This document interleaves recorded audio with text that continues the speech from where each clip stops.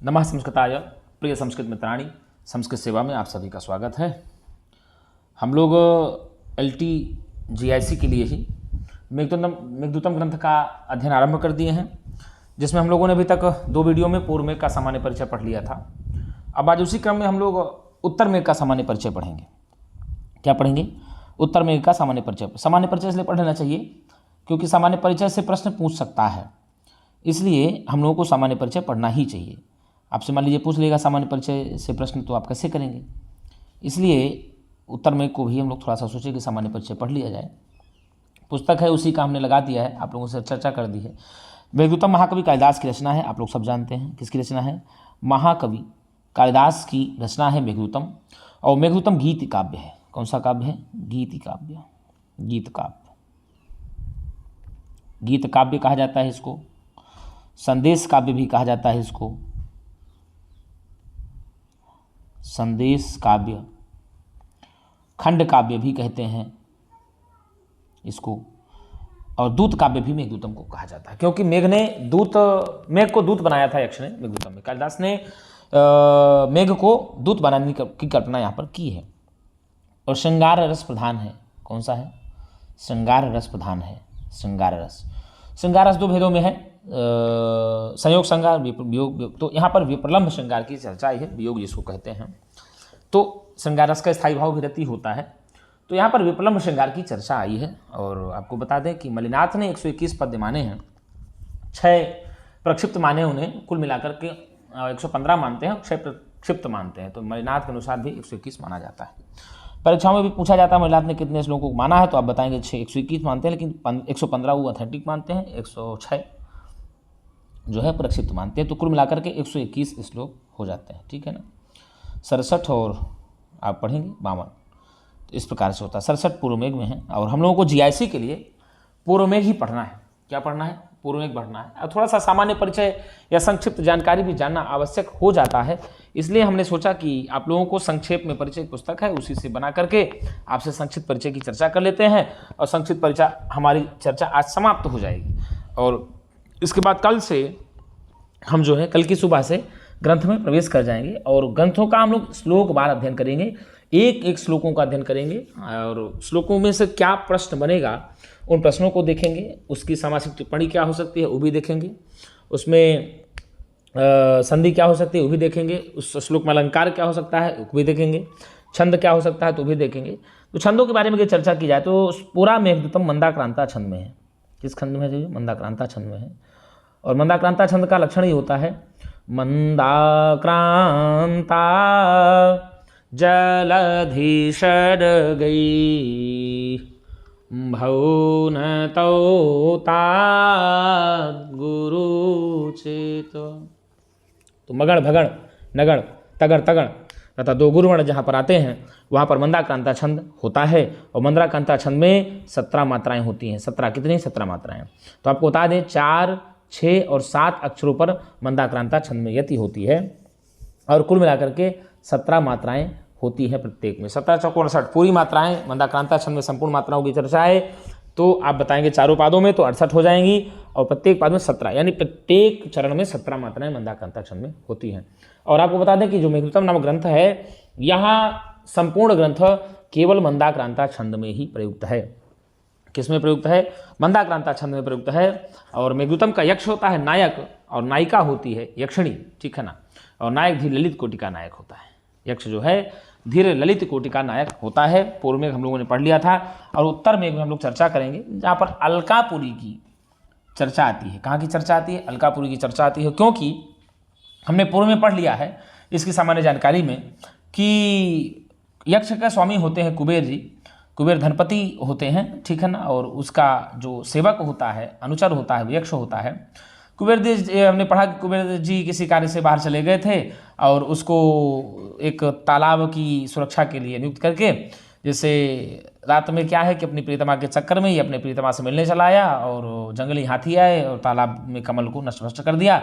जिससे कुबेर जी आए और उसको देखे कि तालाब नष्ट भ्रष्ट हो गया, तो उनको श्राप दे दिए, और श्राप 1 वर्ष का दे दिए। कितने वर्षों का? 1 वर्ष का श्राप दिए थे, जिसमें यक्ष जो है रामगिरी आश्रम पर निवास करता है। किस आश्रम पर निवास करता है? रामगिरी आश्रम पर 1 वर्ष तक वह निवास करता है। और वही यक्ष, विरही यक्ष अपनी यक्षिणी के पास समाचार पहुंचाने के लिए मेघ को दूत बनाता है। क्या करता है? मेघ से अपना संदेश भिजवाने का प्रयत्न करता है। और यक्षिणी रहती है अलकापुरी में रहती है। कहाँ रहती है? अलकापुरी में रहती है। और मेघ के यात्रा में सर्वप्रथम जो नर्मदा नदी पड़ती है उसको नर्मदा नदी कहते हैं। कौन सी नदी पड़ती है भैया? नर्मदा नदी यात्रा के प्रारंभ में ही पड़ता है और आम्रकूट पर्वत यात्रा के प्रारंभ में ही पड़ता है। तो वहीं से मेघ भी यात्रा शुरू करता है। हम लोगों ने पूरी कहानी ये कालिदास जी के द्वारा रचित जो मेघदूतम ग्रंथ है इसमें हम लोगों ने पढ़ लिया था। और थोड़ा सा हम लोगों ने कहा कि उत्तर मेघ को भी हम अपने इसमें शामिल कर लेते हैं। तो उसी की चर्चा के लिए हम आज लेकर के आए हैं। ये हमारा लास्ट वीडियो है सामान्य परिचय का। अब सीधे सीधे हम लोग मेघदूतम के अंदर प्रवेश करेंगे, यानी ग्रंथ में हम लोग प्रवेश करेंगे। और ग्रंथ में हम लोग पढ़ेंगे कश्चित कांता विरह गुणा स्वाधिकारात्मकता से लेकर के 67वां श्लोक तक भी पढ़ेंगे, क्योंकि आपके लिए TGIC में पूछेगा। तो जितने भी हमारे प्रिय मित्र यदि नए जुड़े हैं संस्कृत सेवा चैनल पर, तो आप एक बार संस्कृत सेवा चैनल को लाइक और सब्सक्राइब जरूर कर लें। और हो सके तो अपने मित्रों के पास भी इसको ज़्यादा से ज़्यादा शेयर करें, जिससे जितना ज़्यादा से ज़्यादा लाभ हो सके मेरे साथियों का, मेरे भाइयों का, संस्कृतानुरागियों का, संस्कृत प्रेमियों का, उतना सभी लोग लाभ उठा पाएँ। और बता दें आपके लिए फ्री ऑफ कास्ट कक्षा है, कोई भी चार्ज नहीं है, कोई भी शुल्क नहीं है, निःशुल्क है।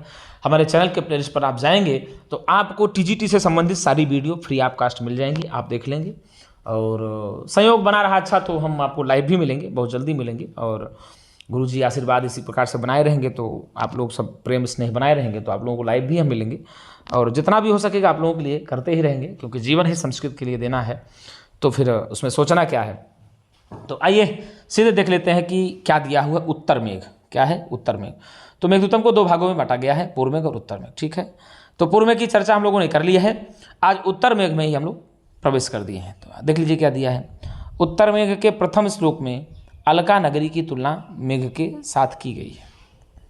उत्तर मेघ के प्रथम श्लोक में ही अलका नगरी की तुलना मेघ से की गई है। किससे की गई है? मेघ से की गई है। पूछ लेगा भैया कि कहाँ पर मेघ की तुलना अलका नगरी से की गई है? कहाँ पर मेघ की तुलना अलका नगरी से की गई है? तो आप बताएंगे उत्तर मेघ में। श्लोक है विद्युत्वान्तं ललित वनिता सेन्द्रचापं सचित्रा संगीताय प्रहत मूर्जा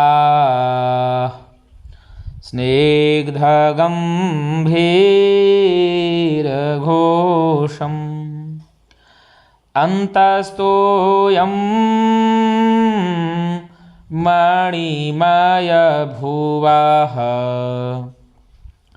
तुङ्गमाभ्रंलिहाग्रा प्रासादास्त्वां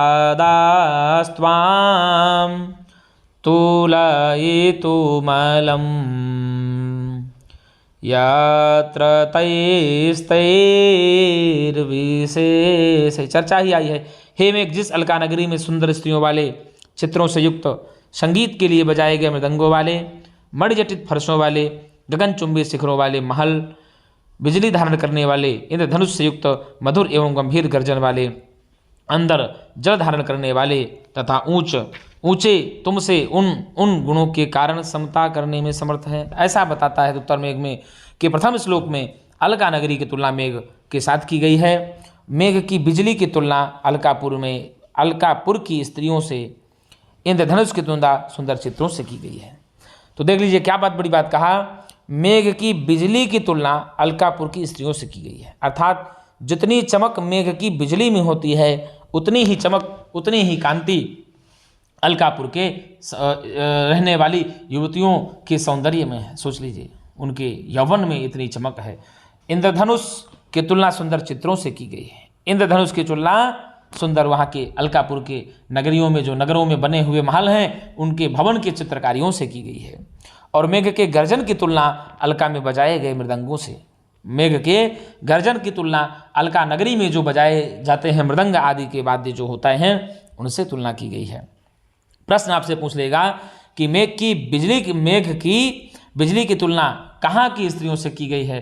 तो आप बताएंगे अलकापुर की स्त्रियों की तुलना मेघ की बिजली से की गई है। और इंद्रधनुष की तुलना सुंदर चित्रों से की गई है। वहाँ महल में जो चित्रकारी है, महलों में, वहाँ की चित्रकारियों से की गई है। और मेघ के गर्जन की तुलना अलका में बजाए जाने वाले मृदंगों से की गई है। आगे क्या कहा, जल धारण की मणिजटित फरसों से तथा मेघ की ऊंचाई की तुलना गगनचुंबी शिखरों से की गई है। समझ लीजिए, यही कहा कि मेघ की गर्जन की तुलना अलका में बजाए जाने वाले मृदंगों से, और क्या, जल साधारण की मणिजटित फरसों से तथा मेघ की ऊंचाई की तुलना गगनचुंबी शिखरों से की गई है। कहता क्या है कि मेघ जितने ऊपर होता है, मेघ जितने ऊंचाई पर होता है, उतनी ही ऊंचाई पर अलकापुर में बड़े बड़े महल बने हुए हैं, उनकी बड़ी बड़ी गगनचुंबियाँ हैं, अट्टालिकाएँ हैं, उनके जो है शिखर हैं महलों के। इसलिए सीधे पूछा कि मेघ की बिजली की तुलना अलकापुर में रहने वाली कामिनियों से की गई है, स्त्रियों से की गई है, और इंद्रधनुष की तुलना सुंदर चित्रों से की गई है। मेघ के गर्जन की तुलना अलका में बजाए जाने वाले मृदंगों से, जलधारण की मणिजटित फरसों से, मेघ में जो जल धारण की क्षमता होती है उसकी तुलना मणिजटित फरसों से की गई है, तथा मेघ की ऊंचाई की तुलना गगनचुंबी शिखरों से की गई है। कितना बढ़िया प्रश्न में निकलता जाएगा। अलका में सदैव 6 ऋतुएं वर्तमान रहती हैं। पूछ लेगा भैया, अलका में 6 ऋतुएं वर्तमान रहती हैं। शिशिर है, हेमंत है, शरद है, ग्रीष्म है, ये सारी जो ऋतुएं हैं, 6 ऋतुएं, ये ऋतुएं अलकापुर में सर्वदा विद्यमान रहती हैं। वसंत है, शरद है, ग्रीष्म है, शिशिर है, ये सारी ऋतुएं जो हैं, 6 ऋतुएं, ये सीधे अलका में हमेशा वर्तमान रहती हैं। आगे कहा, अलका की स्त्रियां क्रीड़ा के लिए हाथों में कमल लिए रहती हैं। पूछ लेगा भैया, कहाँ की स्त्रियां हाथों में क्रीड़ा के लिए कमल लिए रहती हैं? तो आप बताएंगे अलका की स्त्रियां क्रीड़ा करने के लिए, खेलने के लिए तो हाथों में कमल के फूल को लिए रहती हैं।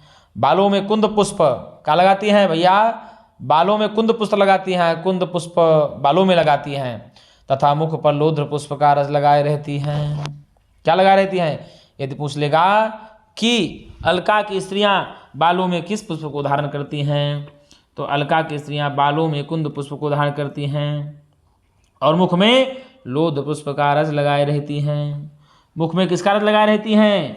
लोध्र पुष्प का रस लगाए रहती हैं। प्रश्न पूछ लेगा कि लोध्र पुष्प का रस कहाँ की स्त्रियां अपने मुख में लगाती हैं?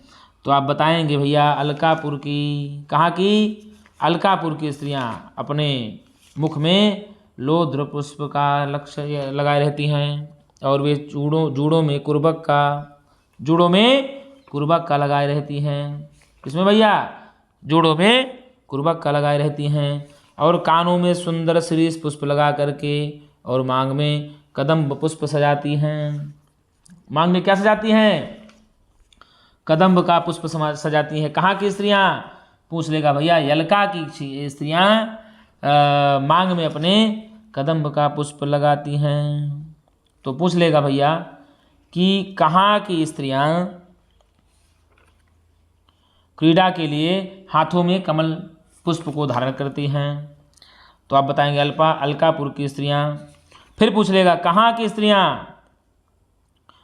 बालों में कुंद का पुष्प लगाती हैं? तो अलका की स्त्रियां लगाती हैं। और कहाँ की स्त्रियां मुख में लोध्र पुष्प का रस लगाए रहती हैं? तो आप बताएंगे अलका की स्त्रियां। और कहाँ की स्त्रियां जूड़ों में कुर्बक का रंग लगाए रहती हैं? तो आप बताएंगे अलका की स्त्रियां। कहाँ की? अलका की स्त्रियां। और पूछ लेगा कहाँ की स्त्रियां कानों में शिरीष का पुष्प लगाए रहती हैं? तो आप बताएंगे अलकापुर की स्त्रियां। और कहाँ की स्त्रियां मांगों में सुंदर कदम का वृक्ष लगाए रहती हैं, कदम का पुष्प लगाए रहती हैं? तो आप बताएंगे भैया अलका की स्त्रियां। तो इस प्रकार से अलका की स्त्रियों के बारे में बता दिया कि कौन कौन क्या लगाए रहती हैं, वहाँ की स्त्रियां कहाँ कहाँ क्या लगती है। परीक्षा में बहुत पूछता है, ध्यान रखना भैया, परीक्षा में बहुत पूछता है ये प्रश्न को, बड़ी गंभीरता से इस प्रश्न को पूछता है, इसलिए इसको आप लोग हल्के में नहीं लीजिएगा, ये प्रश्न आपसे पूछा ही जाएगा। समझ गए ना? तो यही कहा। आगे कहा, देख लेते हैं क्या दिया। अलका में नित्य फूल खिलते हैं, नित्य अलका में फूल खिलते हैं और रात्रियां सदैव चांदनी युक्त रहती हैं। अलका में यक्ष सदैव ही युवावस्था को प्राप्त रहते हैं, वहाँ अन्य अवस्थाएं नहीं है, सबसे बड़ी बात है। तो अलका कौन नहीं जाना चाहेगा? अलका में जो यक्ष हैं, यक्षिणियाँ हैं, वो सदैव युवावस्था को प्राप्त रहती हैं, अर्थात का युवावस्था के अलावा वहाँ पर कोई अवस्था ही नहीं आती।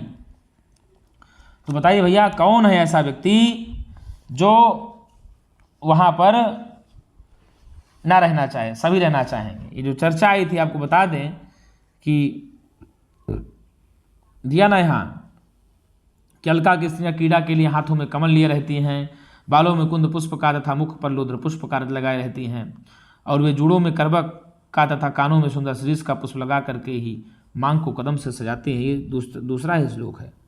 हस्ते लीला कमल मल के बालकुंदानुवेद्धम नीतालोध्र प्रसव रजसा पांडुतामानने श्री। कितना बढ़िया कहा। चूड़ापासे नवकुरबकम् चारुकर्णे शिरीषम् सीमन्ते च त्वदुपगमजम्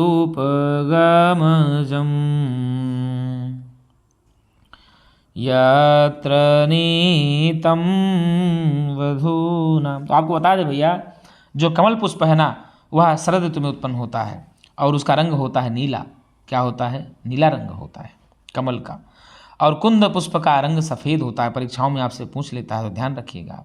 लोद्र पुष्प का रंग बता दें आपको, यदि आपसे पूछे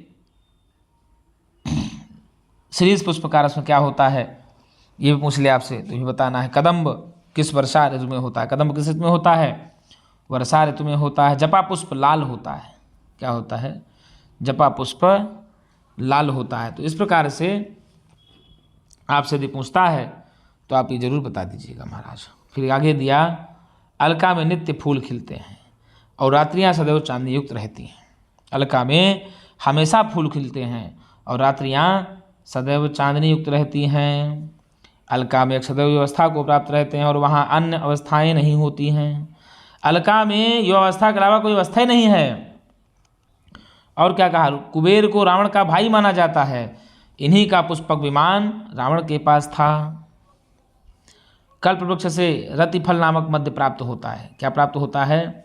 वहाँ पर कल्प वृक्ष से रतिफल नामक मद्य प्राप्त होता है, जिसका सेवन यक्षगण मृदंग आदि के ध्वनि के साथ करते हैं। भाई साहब जानते ही हैं आप, श्रृंगार रस का स्थायी भाव रति होता है।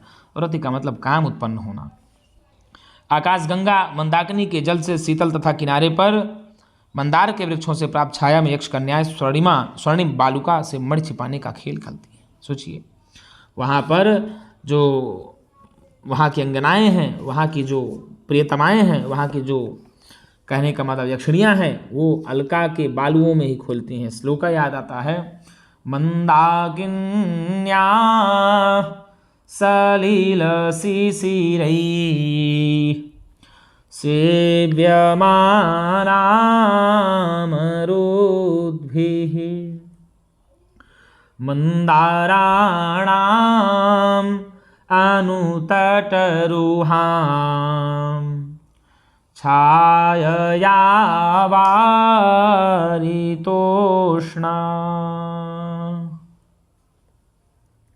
अन्वेष्टाव्यैः कनकसिकता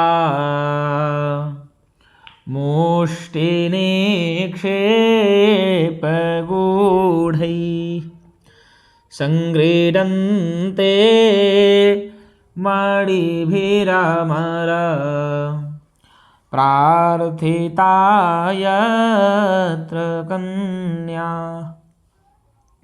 आगे आता है कि चंद्रमा की किरणों से पिघलाई गई झालरों से में लटकती चंद्रकांत मणि स्त्रियों के सुरतजनक थकावट को दूर कर देती है। क्या होती है भैया? स्त्रियों के जो सूरतजन थकावट होती है, वहाँ की चंद्रमा की किरणों से पिघलाई गई झालरों की लटकी चंद्रकांत मणि जो है, जो सूरत काल होता है, जो स्त्रियाँ अपने पति के द्वारा मर्दित कर दी जाती हैं, थक जाती हैं, तो उनकी थकावट जो है गुरुजी चंद्रकांत मणि, चंद्रमा की किरणों से पिघलाई गई झालरों में लटकी चंद्रकांत मणियों के सूरतजन थकावट को दूर कर देती हैं, चंद्रकांत मणियाँ दूर कर देती हैं, ये ध्यान रखिएगा। और अलका में बाह्य उद्यान का नाम वैभराज है। क्या है? अलका में बाह्य उद्यान का नाम वैभराज है, वैभराजोद्यान कहते हैं। पूछ लेता है परीक्षा में कि अलका के बाह्य उद्यान का क्या नाम है, तो आप बताएंगे अलका के बाह्य उद्यान का नाम है वैभराज उद्यान। कामदेव भगवान शंकर के डर से अपने भंवरों की डोली वाले धनुष का प्रयोग नहीं करता, स्त्रियों के चितवन से काम चलाता है। सोचिए, जो कामदेव है वो डरता है भगवान शंकर से कि कहीं हम अगर चला दिए तो कहीं हमको प्रभु वो ना कर दें, कहीं चला न दे हमारे ऊपर बाण, इसलिए डरता रहता है। क्या कर देता है? डरता रहता है। कामदेव भगवान शंकर के डर से अपने भंवरों की डोरी वाले धनुष का प्रयोग नहीं करता, स्त्रियों के चितवन से ही काम चला लेता है, उनके नेत्रों को ही देखता कि इधर उधर अपना काम वो चला लेता है। अलका में अलंकरण की समस्त सामग्री एकमात्र कल्पवृक्ष दे देता है। अलका में एक ऐसा वृक्ष है जिसका नाम कल्पवृक्ष है, और वह स्त्रियों के लिए, वहाँ की अंगनाओं के लिए सब कुछ सजने संवरने का पूरी सामग्री उपलब्ध करा देता है, कहीं पर उनको भटकना नहीं पड़ता। यक्ष का घर कुबेर के घर से उत्तर दिशा में स्थित है। पूछ लेता है प्रश्न कि भैया यक्ष का घर, पहले ही कहता है प्रस्थितस्योत्तराशाम, तुमको उत्तर दिशा की ओर जाना चाहिए। तो यक्ष का घर कुबेर के घर से उत्तर दिशा में होता है, यानी यक्ष का घर कुबेर के घर से उत्तर दिशा में होता है, यानी कुबेर का घर दक्षिण में है। कुबेर का घर कहाँ है? दक्षिण में है, और यक्ष का उत्तर में है। ठीक है, तो यक्ष के घर में इंद्रधनुष के सदृश रंग बिरंगा फाटक भी लगा है। यक्ष के घर में इंद्रधनुष के जैसे ही रंग बिरंगा फाटक भी लगा है, और यक्ष के घर के समीप उसकी पत्नी द्वारा दत्तक पुत्र की तरह पाला गया पुष्प गुच्छ से युक्त मंदार वृक्ष भी है। पूछ लेगा मेघदूतम के उत्तर मेघ में किसकी चर्चा है? तो मंदार वृक्ष की चर्चा है। मंदार वृक्ष की चर्चा कहाँ पर आई है? तो पूर्व मेघ नहीं, उत्तर मेघ में आई है। ठीक है, रावण की तलवार का नाम चंद्रहास है। प्रश्न आपसे पूछ लेता है कि रावण की तलवार का क्या नाम है, तो आप बताएंगे रावण की तलवार का नाम चंद्रहास है। और यक्ष के घर में मरकत मणि की शिलाओं से निर्मित सीढ़ी वाली बावली है। क्या है? यक्ष के घर में मरकत मणि वाली शिलाओं से निर्मित सीढ़ी बावली है, और यहाँ के हंस वर्षा काल में भी मानसरोवर नहीं जाते। यहाँ के जो हंस हैं वो वर्षा काल में भी मानसरोवर नहीं जाने की इच्छा करते हैं। उस बावली के किनारे पर उस बावली के किनारे नीलम नामक मड़ियों से बने शिखर वाला क्रीडाशैल है। इस पर सुंदर केले की बाड़ है, और क्रीडाशैल पर बता दें आपको रक्त अशोक और मौलसुरी बकुल नाम के 2 वृक्ष हैं। उसी क्रीडाशैल पर रक्ताशोक लाल रंग के अशोक के वृक्ष, फूल और मौलसुरी बकुल नाम के 2 वृक्ष मिलते हैं। कहाँ पर मिलते हैं? वहीं पर क्रीडाशैल में। और क्रीडाशैल पर माधवी लता का कुंज है। पूछ लेगा माधवी लता का कुंज कहाँ है, तो आप बताएंगे क्रीडाशैल पर माधवी लता का कुंज है। और आपको बताएं अशोक यक्षिणी के बाएं पैर और बकुल मुख की मदिरा के अभिलाषी हैं। अशोक यक्षिणी के बाएं पैर और बकुल मुख की मदिरा के अभिलाषी हैं। ठीक है, दोनों वृक्षों के मध्य में मरकत मणि की वेदी है। उन दोनों वृक्षों के मध्य में क्या है भैया? मरकत मणि की वेदी बनी हुई है, और शैल पर ही स्फटिक के पटरे क्या हैं? उसी शैल पर ही स्फटिक के पटरे वाले सोने की वासेष्टि यानी अड्डा है, जहाँ मोर सायंकाल बैठता है। बोली बात है, वही जो पैरवशिला है, शैल की चोटी है, उसी शैल पर ही स्फटिक के पटरे वाली सोने की वासेष्टि, इसकी स्फटिक के पटरे वाली सोने की वासेष्टि यानी अड्डा है, जहाँ मोर हमेशा सायंकाल पर बैठता है। क्या करता है? बैठता है। और वो मोर यक्षिणी के द्वारा ही पालित हुआ होता है। यह मयूर यक्षिणी की तालियां और कंकड़ों द्वारा नचाया जाता है। सोचिए, यह मोर जो है यक्षिणी की तालियां और कंकड़ों के द्वारा ही नचाया जाता है। बड़ा खुश होता है, बड़ा प्रसन्न होता है, और नाचता भी है। यक्ष के द्वार के दोनों तरफ, यक्ष के द्वार के दोनों तरफ शंख और पद्म का चित्र बना हुआ है। प्रश्न आपसे पूछ लेगा कि यक्ष के द्वार के दोनों तरफ क्या बना हुआ है, किसका चित्र बना हुआ है, तो आप बताएंगे यक्ष के द्वार के दोनों तरफ शंख और पद्म का चित्र बना हुआ है। शंख और पद्म का चित्र किसके द्वार के दोनों ओर बना हुआ है, तो भाई यक्ष के द्वार के दोनों ओर बना हुआ है। यक्ष का घर कहाँ है, आप बताएंगे अलकापुरी में है। तो यक्ष की प्रियतमा यक्षिणी कहाँ रहती है, आप बताएंगे अलकापुरी में रहती है। यक्ष कहाँ पर श्रापित होकर के क्रूर तक निवास करता है, तो आप बताएंगे रामगिरी आश्रम में निवास करता है। यक्ष के दोनों तरफ किसका चिन्ह बना है या किसका चित्र बना है, तो शंख और पद्म का चित्र बना है, आप ऐसा बताएंगे। मेघ अलकापुरी में यक्ष के घर में बने क्रीड़ाशैल पर बैठता है। मेघ अलकापुरी में यक्ष के घर में बने क्रीड़ाशैल पर बैठता है और जुगनुओं की पंक्ति की सदृश मंद प्रकाश यक्ष के घर में डालता है। सोचिए, जुगनुओं के पंक्ति के समान ही यक्ष के घर में धीरे धीरे वो प्रकाश को डालता है। क्या करता है, उस प्रकाश को डालता है, धीरे धीरे डालता है। क्यों धीरे धीरे डालता है, जिससे यक्षिणी भाई साहब जगने ना पाए, क्योंकि वो बोलता है पहले ही कि तुम जब जाओगे तो मान लो कहीं वो हमारे चिंतन से कई रातों से जग रही हो, उसको नींद आ गई हो, और नींद आ गई हो ध्यान करते करते, तो कहीं तुम तेज से नहीं चमक देना, जिससे उसकी निद्रा भंग हो जाए, उसको दिक्कत हो जाए। इसलिए भाई साहब वह धीरे धीरे जुगनुओं की पंक्ति की सदस्य मंद प्रकाश यक्ष के घर में डालता है। मेघ तेज से नहीं डालता, यदि तेज से डाल दे तो यक्षिणी जग सकती है, इसलिए वो नहीं डालता। देखिए बात तो है भाई साहब, मेघ भी पहले ही कह दिया था, जो भरा पूरा होता है ना, उससे कभी उसके की गई याचना भी कभी असफल नहीं होती है। इसीलिए कहा वांचा यांच्या मोघा वरमति गुणे नाधमे लब्ध कामा। यदि कोई अधिगुण व्यक्ति से, अधिक गुण वाले व्यक्ति से यदि कोई कामना की इच्छा की पूर्ति भी ना हो, यदि कार्य निष्फल भी हो जाए, तो वो भी अच्छा ही होता है, उसमें कोई दिक्कत नहीं है।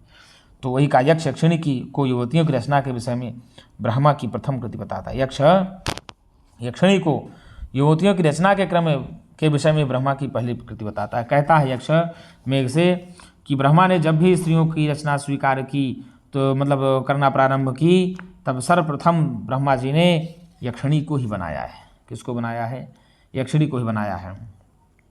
ठीक है ना गुरु जी, तो ध्यान रखिएगा। और यक्ष के घर पर पिंजड़े में मैना पाली गई है। यक्ष के घर पे ही पिंजड़े में कौन पाली जाती है, तो मैना पाली जाती है। भैया कौन पाली जाती है, यक्ष के घर में पिंजड़े में मैना पाली जाती है।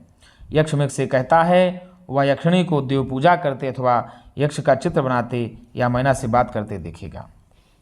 जब तुम जाओगे, यक्ष कहता है मेघ से कि जब तुम जाओगे तो वहाँ पर आप देखोगे कि या तो वह मैना से बात कर रही होगी, या तो वह देवताओं की पूजा कर रही होगी, और या तो वह अपनी मैना से बात कर रही होगी।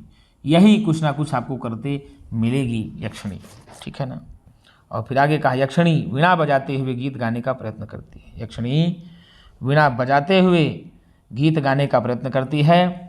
और यक्षिणी देहली के पुष्पों को भूमि पर रखकर विरह के दिनों को गणना करती है। सोचिए कितनी बड़ी बात, प्रश्न पूछ लेता है। यक्षिणी देहली के पुष्पों को भूमि पर रखकर विरह के दिनों की पूजा करती है। प्रश्न पूछता है कि यक्षिणी किनको रख करके ही अपने विरह के दिनों की पूजा गणना करती है, तो बताओगे देहली के पुष्पों को।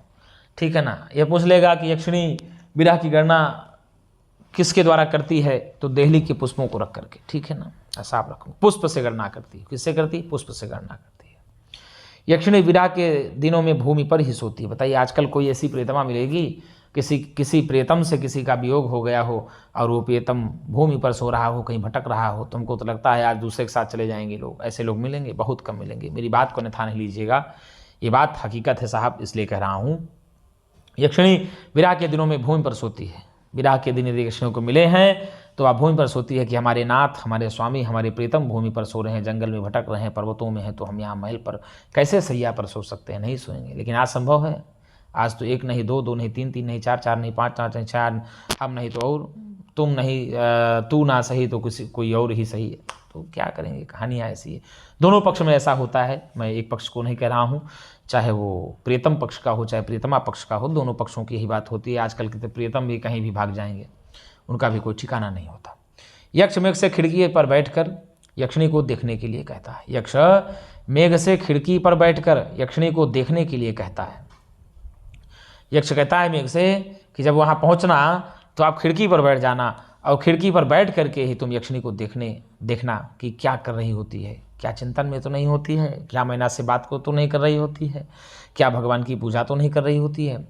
मेघ के पहुँचने पर यक्षिणी की बाईं आँख फड़कती है। जब मेघ पहुँच जाता है अलकापुरी में तो यक्षिणी की बाईं आँख फड़कना शुरू हो जाती है। कालिदास जी ने कितना बढ़िया मनोरम दृश्य दिया भाई साहब, आप समझ सकते हैं एक कवि की कल्पना क्या हो सकती है, आप सोच लीजिए। तो यही कहा ना भाई साहब कि प्रकृति है, कवि है, जहाँ न जाए रवि वहाँ पहुँचे कवि।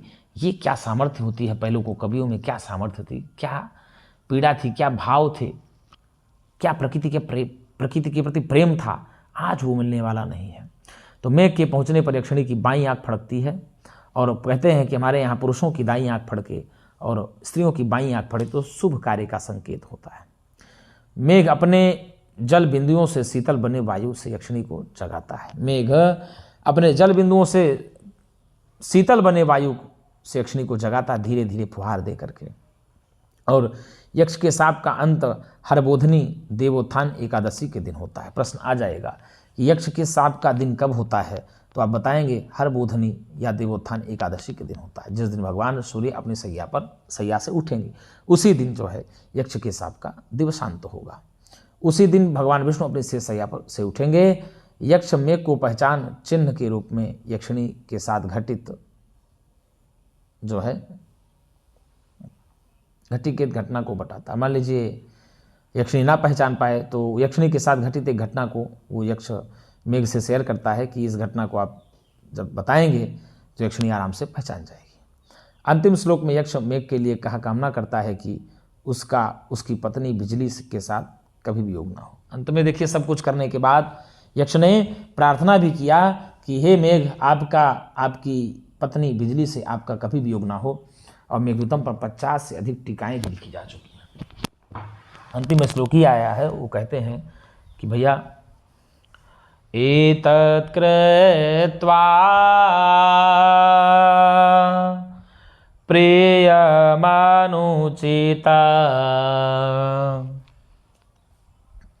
प्रार्थनावर्तिनो मे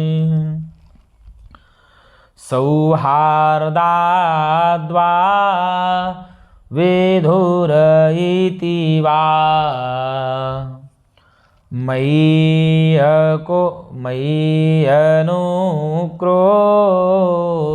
मय्यनुक्रोशबोध्या इष्टान् देशान् जलदविचरा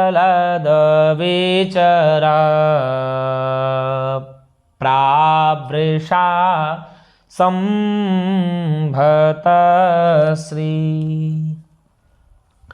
मा भूदेवं क्षणमपि च ते वेद्योताविप्रयोगः। तो इस प्रकार से मेरे मित्रों हम लोगों ने उत्तर मेघ का भी संक्षिप्त परिचय पढ़ लिया। अब हम लोग आगामी वीडियो में मेघदूतम नामक ग्रंथ में प्रवेश करेंगे। मेघा एव दूतः यस्मिन काव्ये तत् मेघदूतम बन जाता है। ग्रंथवाची शब्द सर्वदा नपुंसकलिंग में होता है। और मेघदूतम में यदि आपसे पूछ ले कि कौन सा समास होगा तो आप बताएंगे मेघा एव दूतः काव्ये यस्मिन तत्। तो आप समझ गए होंगे कि इसमें बहुब्रीहि समास होगा। कौन सा समास होगा? बहुब्रीहि समास हो जाएगा। एलटी के लिए विशेष कक्षा है, टीजीटी के लिए भी विशेष कक्षा है, बीपीएससी के लिए भी आप इससे अध्ययन कर सकते हैं। और मैं ये जानता हूँ कि आप यदि मन लगा करके पूरे मनोयोग से, पूरे ध्यान से, तन मन धन सब लगा करके एकाग्रचित्त मन से आप पढ़ेंगे तो निश्चित है सफलताएं आपको एक ना एक दिन जरूर मिलेंगी। ऐसा कभी नहीं हो सकता कि आपको सफलता ना मिले। सफलता मिलनी ही मिलनी है, उसको आपका कोई नहीं काट सकता। आपकी सफलता को कोई नहीं हटा सकता, आपके कार्यों को। तो मेरे प्रिय संस्कृत मित्राणी, आपसे एक बार और निवेदन है, यदि आपको वीडियो अच्छी लगती हो तो एक बार चैनल को लाइक और सब्सक्राइब हो सके तो ज़रूर करें। और जितना आप लाइक सब्सक्राइब करेंगे तो उतना आप संस्कृत के लिए मानिए कि काम कर रहे हैं। तो अभी तो आपको यही कार्य है कि आप पढ़िए और पढ़ करके आप बढ़ जाइए। प्रभु से हम यही कामना करते हैं कि आपके जीवन में सब मंगल हो। मंगल भवन अमंगल हारी द्रवहु सुदशरथ अजिर बिहारी, यही भाव होना चाहिए सबके अंदर। और धीरे धीरे करिए काम, ना बल घटे न हो यह काम। यही आपको हम बताएंगे। धीरे धीरे आप लोग तैयारी में लगे रहिए। अब वो दिन दूर नहीं है जो आपका सपना साकार होने वाला है। इसलिए अपने सपने को साकार करने के लिए, स्वरूप देने के लिए निरंतर कार्य पर लगे रहिए धीरे धीरे। तो मित्रों, आज के लिए इतना ही। हम पुनः एक नई वीडियो के साथ मिलेंगे। तब तक के लिए नमः संस्कृताय।